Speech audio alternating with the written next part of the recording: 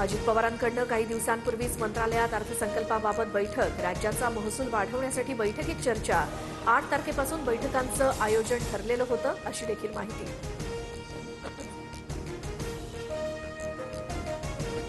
अजित पवारांच्या विमान अपघाताची सीआयडी चौकशी सुरू.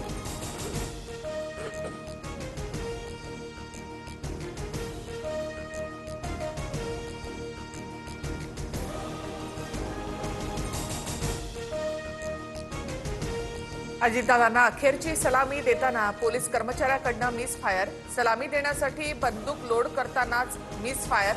गृहमंत्री अमित शहा अनेक मोठे नेते असताना मोठी दुर्घटना टळली.